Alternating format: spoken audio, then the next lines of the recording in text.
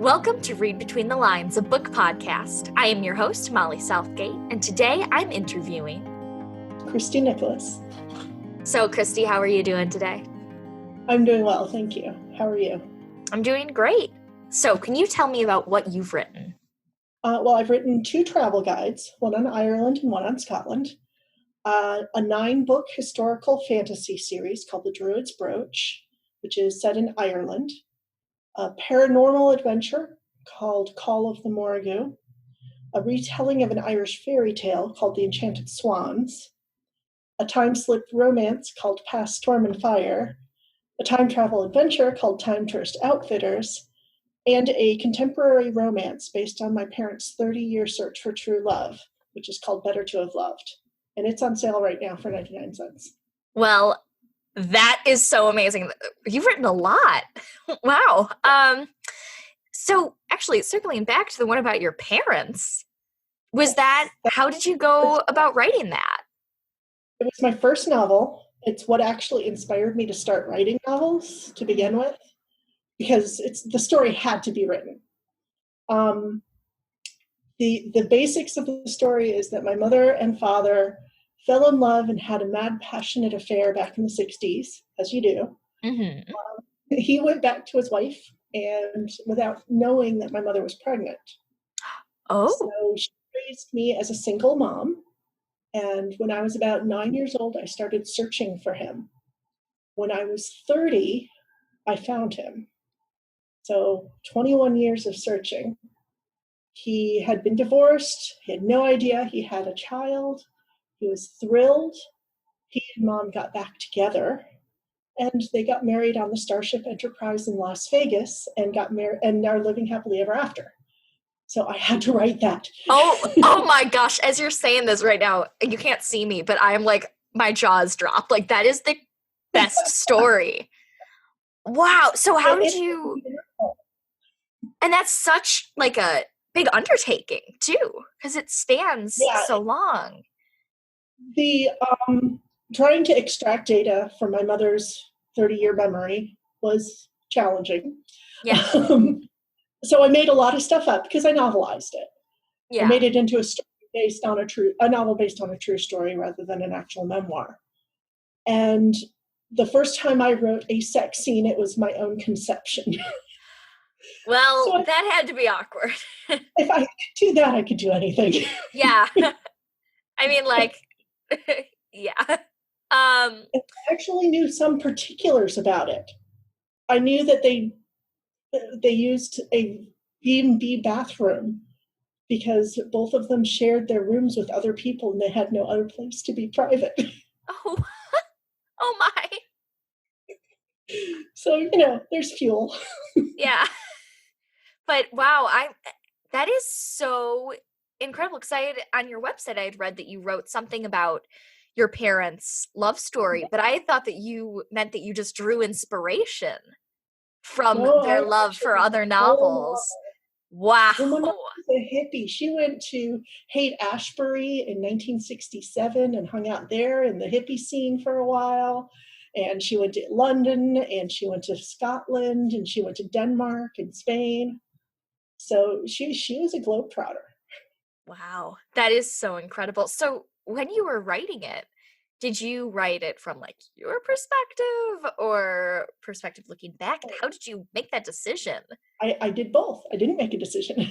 Oh. I wrote it. My mom's the main character, but there's a dual timeline, and there's me as a child and then growing up and becoming the investigator. And it goes back and forth between the 2 timelines. Oh, that sounds so fascinating. I'm definitely going to have to read this book, and I recommend that everyone listening to this also read that. I've also got it in audiobook. Oh, everyone also listen to that. I say it was my first novel, and it was, Mm-hmm. but I just got the rights back from the original publisher, and I republished it myself with new edits. So all the things that I've learned in the past 7 years about writing, I've applied. Nice. Because it was really rough the first time. Oh, yeah, I've done that where I've had to rewrite whole books going, yeah. Oh, this was horrible. Why did I do that? Oh, no. Yeah. Yeah. Have you found any particular ones that in all of your writing that like you looked back on from what you did a few years ago and went, well, that was embarrassing or anything like that? Everything that I've looked at. Oh, Well, I'm currently in the process of getting my Druid's Brooch books back as they come due. So each one's on a 5-year contract. And the first one came back to me last year, and I rewrote it and made new covers and audiobook and re-released. And again, I realized how much I had learned in the intervening years and tried to up my craft, so to speak. So I'm going to be doing that now for the book 2, which is coming back to me in July of 2021, and so on throughout the series. that is amazing. So, It'll be a process. yes, as a writer, do you feel like you're constantly kind of like rewriting stuff? Yeah, of course, yeah. And like, yeah. As I go to sleep, I think of refinements to the current project I'm working on, and I grab my phone and email myself a quick note so I can remember it. Yeah. So you mentioned that when I'm driving. Oh yeah. What's that? So you mentioned that you wrote a retelling. Can you tell me a little bit Yes. about that and like about the kind of research that you had to do into that original story? Sure. The Enchanted Swans is a retelling of an Irish fairy tale called The Children of Lear. Now, that's the story of 4 children whose mother died, and their father married the mother's sister, their aunt. Now, their aunt was very jealous of the love that the father had for the children and turned them all into swans for 900 years. Oh. Yeah. And the story doesn't have a happy ending because the Irish love their misery. And they cling to it with a strong grip. Yeah. I searched everywhere for a non-Christian ending to this tale because this is a very old tale. But every version I found, the children only became human again when the Christian church bell rang and they became blessed as Christians. Oh. But the tale starts 900 years before Christianity came to Ireland. So I tried to find a pre-Christian version and I just couldn't. I looked at original sources, and even though I don't speak Old Irish, I know people who do, and nobody could find anything. Oh my. Yeah, like I've heard a lot been learning a lot about how a lot of the mythologies and stories have been so dramatically changed because they've been Christianized when Christianity they came get to especially that like Christian Ireland. veneer over it. Yeah. So what did you do in the end?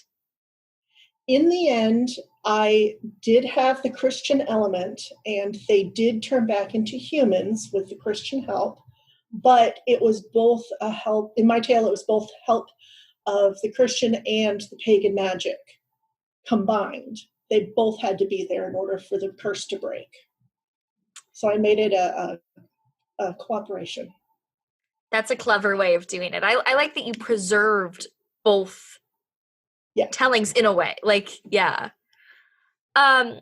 So when writing your Druid's Brooch series, did you plot out how many books it would be beforehand? And like, did you go into it knowing that it would be multiple?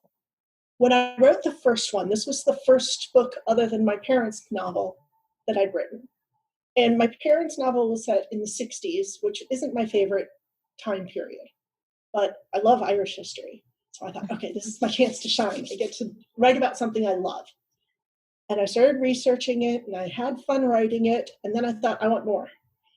So I didn't write the first one knowing that there'd be more, but after the first one, I plotted out the other 8 and determined when they were going to be and what their main character was going to be like and what the conflict was and what sort of magic was in it. And yeah, so I plotted the rest of the series out after the first one. Okay. And they go backwards in time. So the first one is 1846, and the main character is Valentia, and she searches for her great aunt Esme. The second book is in 1800 about Esme as a young lady, and she gets help from her grandfather Aemon. The third book is in 1746 when Aemon was a young man. So it keeps going back and back and back in the same family. Oh, that sounds so cool. And they all have a magical artifact called the Druid's Brooch. And it gives its holder a type of magic, and it's different for each holder, but it has to be within that family.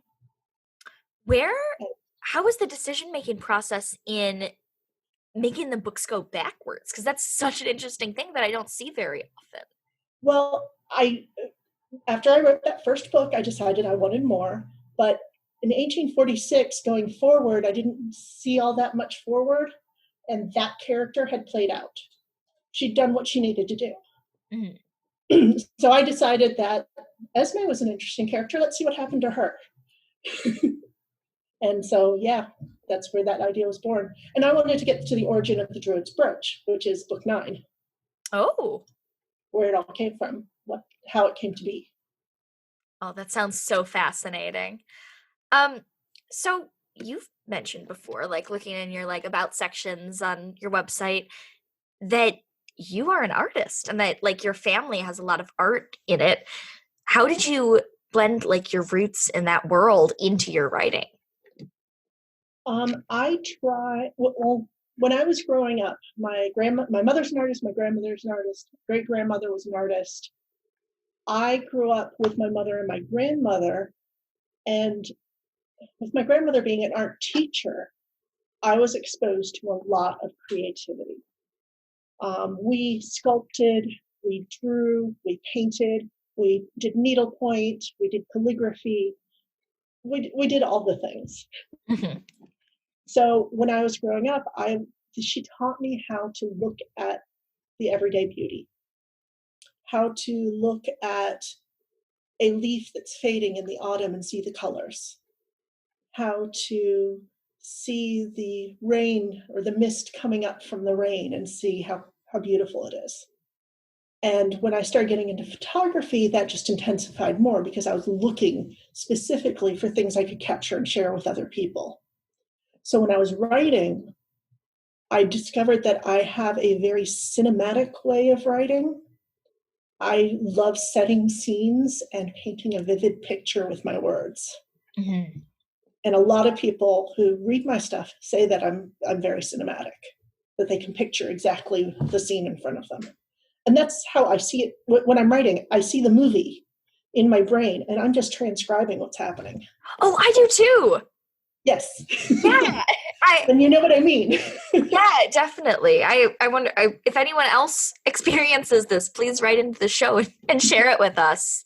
Because, it's interesting being able to see everything that's happening. You can see where the characters are standing and what they're doing and the expression on their faces, and you can feel the rough texture of the wooden table underneath their hands, and you can smell the flowers that are in the vase, and all those sensual pieces fit in together.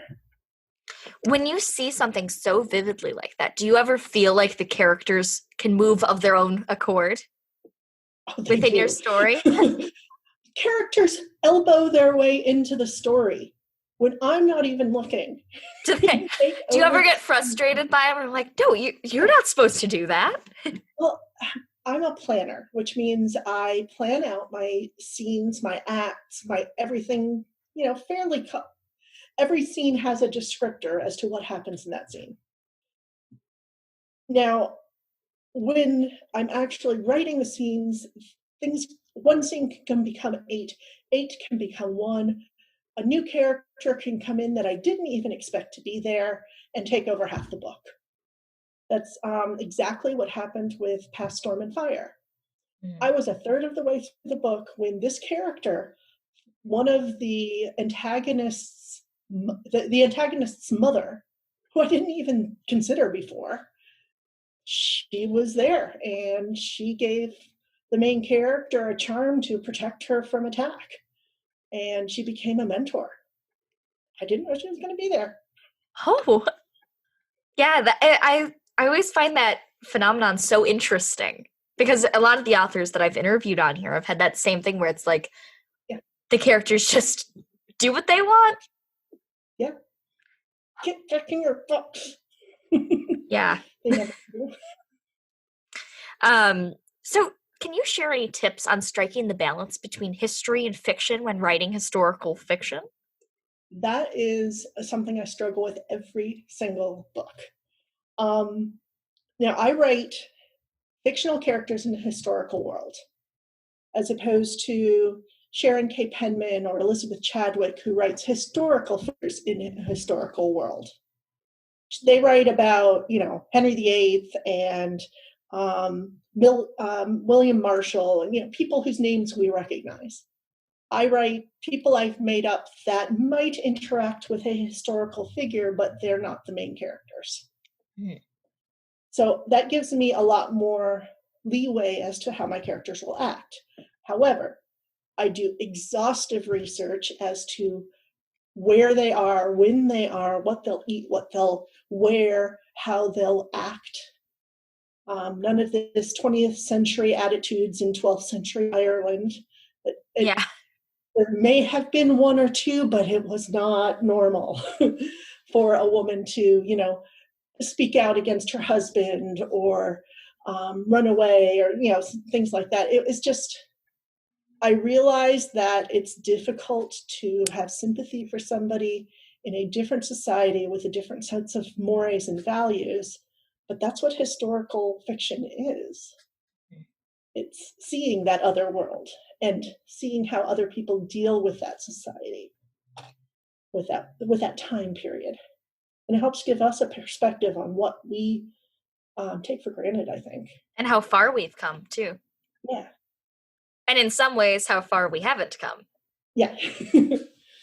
Exactly.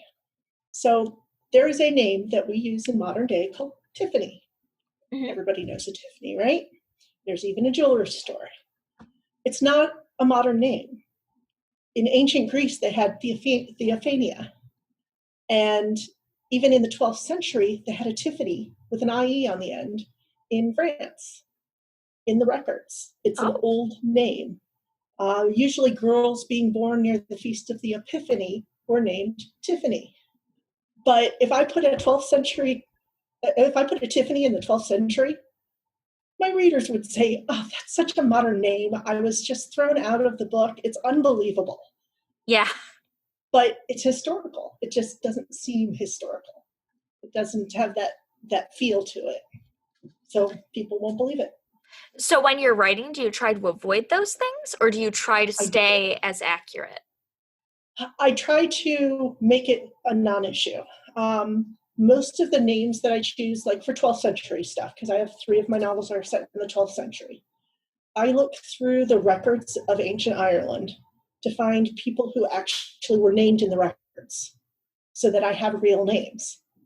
I try to find names that sound to modern ears, male/female, depending on the character, or if there's a character that is gender fluid, I've done 1 or 2 of those. I try to choose one that works with that. I try to choose names that are not too difficult for modern American readers to pronounce. Oh, yeah. With Irish names in the 12th century, that's not that easy. Yeah, and especially trying to avoid things like the name Tiffany, which sound modern. Yeah. Well, like an ancient Irish name, Kevin. Oh. But it's spelled Caoibhan. Yeah. Which isn't going to fly with American readers. That's actually not how it's spelled, and I don't remember how this actual spelling is, but that's the point. It's not an American spelling. Yeah. Now I do put a pronunciation guide in every one of my books with Irish names and Irish words, but it's still difficult to deal with. Oh, yeah. That happens to me a lot when I'm reading. I'm like, oh, this name, and I totally romanticized it in my head based off of the spelling, and then somebody explains to me what it actually is, and it's like, what?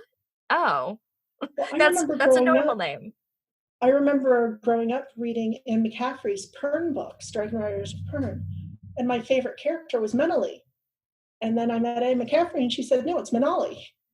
I'm like, oh, but It's in my mind already. I can't make it change. Oh yeah, I read one and I did not know what the name Jocelyn was for some reason. I was Oh, like 7 or 8, and I read it. I had this, I don't even remember what I had said, but it was something totally ridiculous that sounded nothing like Jocelyn. It might not have even had a J in it. And my mom was like, "That you realize that's not this character's name." And I was horrified. yeah, early trauma. Yeah. Well, it's when you're writing too, that's just a testament to how great your writing is if you paint such a vivid picture that you bring the readers in. Yeah, I try. I really do. I know it's one of my strengths, so I try to play up to it. Yeah. When you're plotting out scenes, do you think like, "Ooh, how can I make this feel almost cinematic?" That's when I'm writing a first draft, only about a third of my scenes come out cinematic first time. It's in my second draft that I go in and fill in the ones that aren't. Because sometimes I get into Zoom mode when I'm writing, Mm-hmm. and I get the action and the dialogue out because that's what I'm seeing, and I'm seeing it, I'm seeing it, I'm seeing it, and I'm writing too fast. That's when I'm getting 2,000 words a minute out of my fingers. Whoa. Yeah. But those are the scenes that are very bare in terms of the description and scene setting. And so on my Mhm. second draft through, that's when I'll fill that in. How many drafts does it usually take you? I usually do one full draft straight, and that usually takes me about 6 weeks to 8 months for a 100,000 word book. I write like 2,000 words a day. I set myself a minimum. Then I do another full draft, filling in the bits that I hurried through, checking my consistency, things that I ended up with in the end that I hadn't remembered from the beginning, and I try to tie in all the loose bits. Then I go through and do a grammar edit using Pro Writing Aid, Mhm. getting rid of all my overused words and um, minimizing my passive sentences and stuff. Then I send it off to beta readers, and I edit and rewrite some more. And then I send it to a second set of beta readers and edit it some more. Then I send it to a professional editor and edit some more, and then proofreading. And Yeah. then I record the audiobook, which catches the final, hopefully, errors. Because when you read it aloud, you find more. You Oh, always yes.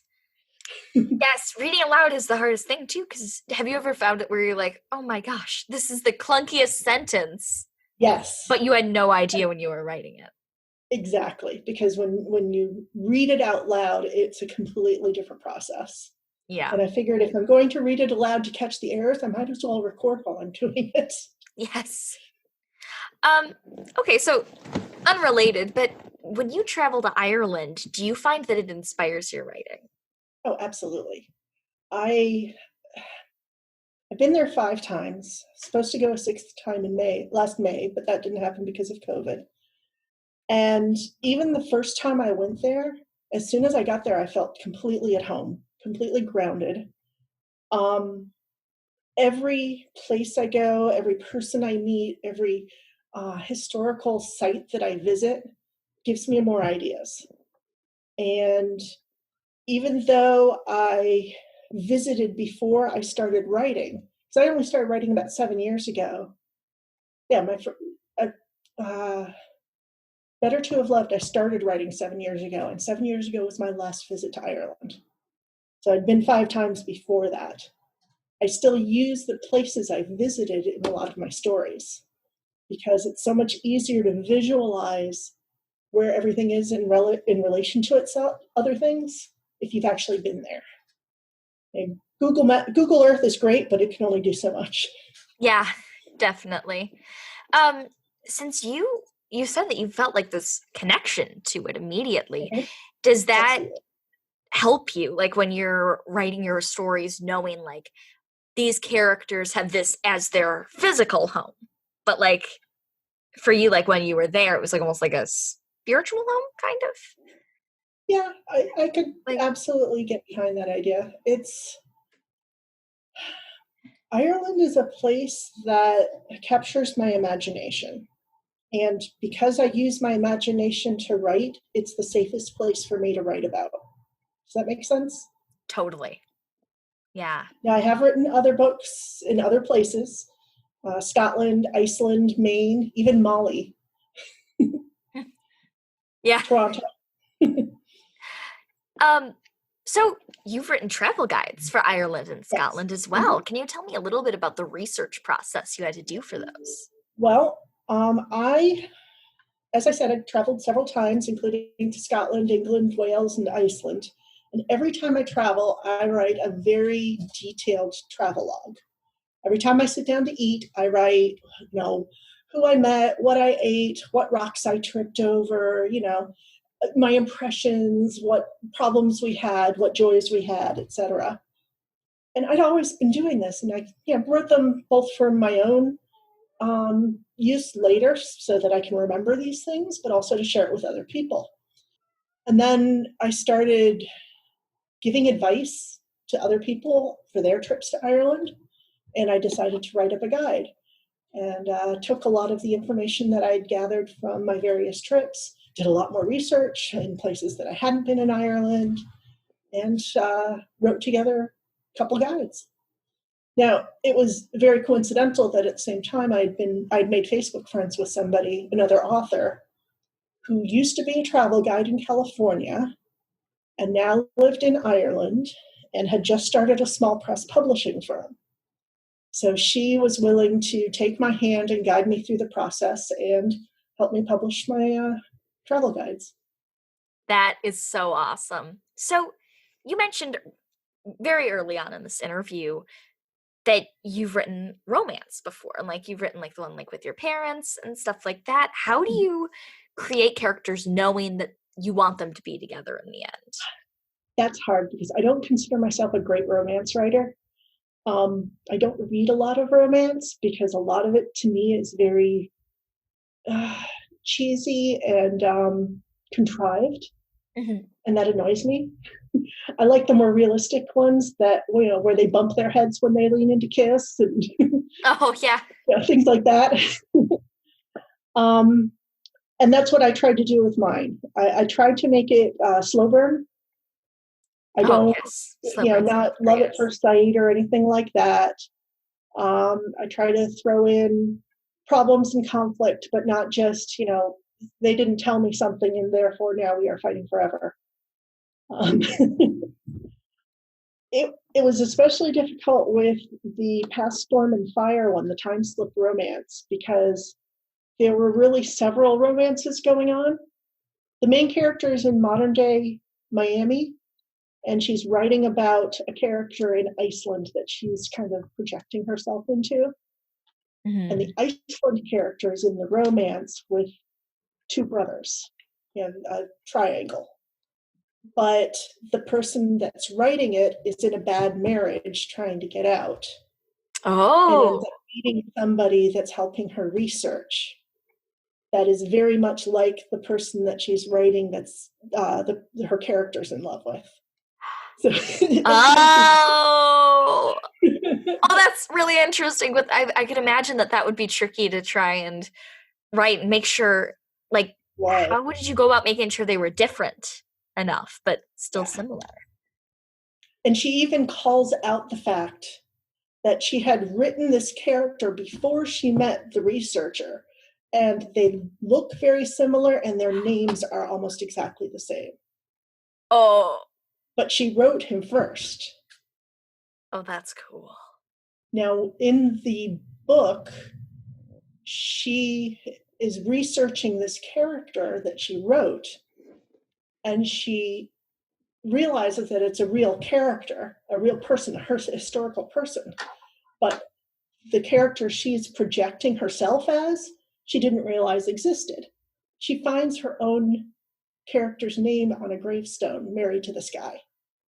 Oh my gosh. Now, I'm definitely gonna like immediately go look up your books to go get them because That one is all of Past these sound Storm and Fire, so and it incredible. starts off in 1992 in Miami during Hurricane Andrew. I recommend that everyone listening to this go and get all of these books, read all the things, go to your libraries, buy them, and support her because this sounds so good. Um, okay, well, I've got one last question, and that is, how do you curb writer's block? So I've never actually experienced writer's block. I have had days when I don't want to write and I push through it anyway, knowing that the writing is crap and it's going to get edited later. Because all a first draft has to do is exist. So I guess that's how I deal with it. I push through it. I know that what I'm writing is wooden and the conversation is bad and the scene might get deleted, but I'm writing. And usually the next day the flow comes back. Yeah. Do you have any tips for getting back into that flow? Like, do you have anything that you do specifically? Write anything. Write a poem, write a short story. Go on Reddit and find an idea from all the ones that they throw out there and just write something on it.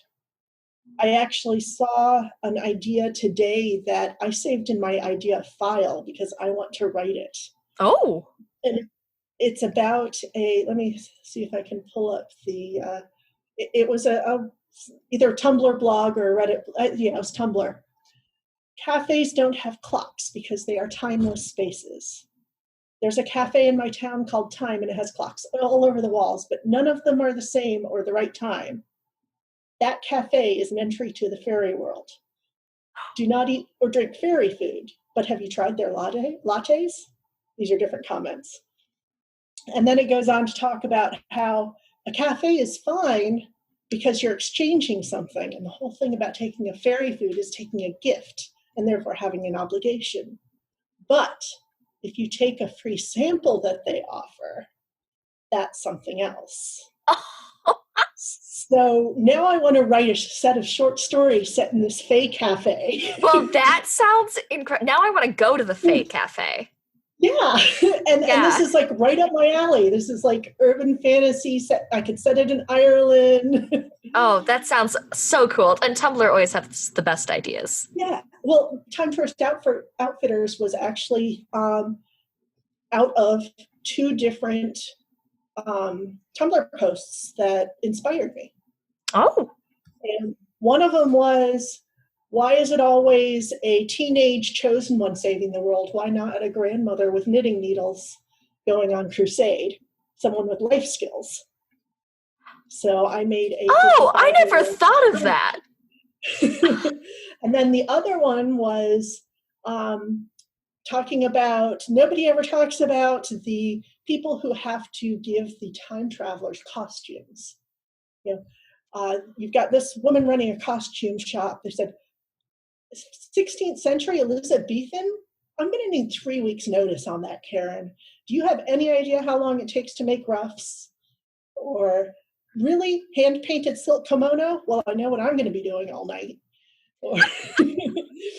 And those two posts made me write Time First Outfitters, where she's running a time-traveling outfitter shop, and she runs on caffeine and sarcasm.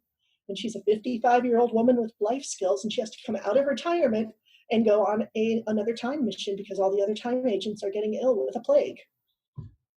And yes, I read this a couple of years ago. Oh my gosh. That sounds so amazing. Yeah, wow. So I take it that you like using prompts and that sort of thing. Yeah. Even the current whip I'm working on, it's an urban fantasy series, kind of like X-Men Go to Ireland. And it was prompted by a post how really all the people that have amazing talents have Fae blood in their history. Like Freddie Mercury has a siren somewhere in his ancestry. Or Michael Phelps, mermaid. Okay. Oh, yes. And so my whip is a bunch of people who, after the magnetic poles shift, the iron in their Fae ancestry blood is no longer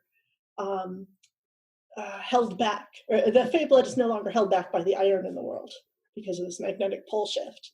And these talents, they have the talents, but now they're super talents.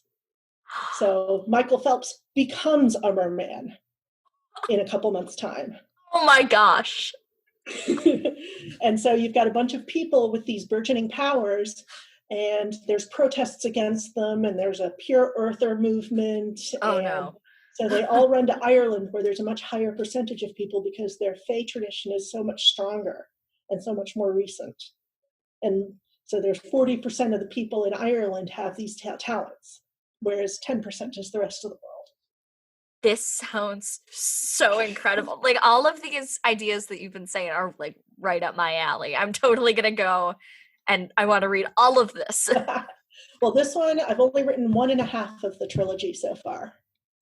I've written the first one and I'm halfway through the second one. Amazing. So hopefully, I'm trying to get all 3 of them out sometime later this year. That's incredible. Well, I wish you luck. One last thing before you go, and that is, what do you have coming up? What I just mentioned. Yeah. I will have, I'm going to start rewriting the second book of Druid's Brooch for re-release. I'm working on the urban fantasy trilogy that's called The Unhidden, maybe The Unhidden Souls, I think I'm going with the trilogy name. And I'm also writing a nonfiction book called Extreme Planning for Authors. Amazing. All I've right. got about 90% of the first draft done on that. Excellent. Well, once that comes out, I hope that everyone listening to this, anyone who's a writer, will go out and get that. Everyone will read her books. Thank you so much for coming on. It was a pleasure to talk to you. Fantastic. Thank you so much for having me. I had a wonderful time. For Read Between the Lines, my name is Molly Southgate. I'm Christy Nicholas. Let's end this the way all great stories end. Happily ever after. The end. Thank you for listening to Read Between the Lines, a book podcast. This episode is hosted by Molly Southgate. It is edited by Rob Southgate and produced by Southgate Media Group. You can get in touch with the show at readbetweenthelines@gmail.com, or you can send us a voicemail at 708-887-9473. That was 708-887-9473. You can also find us on Instagram at Read Between the Lines Podcast. Thank you so much for listening.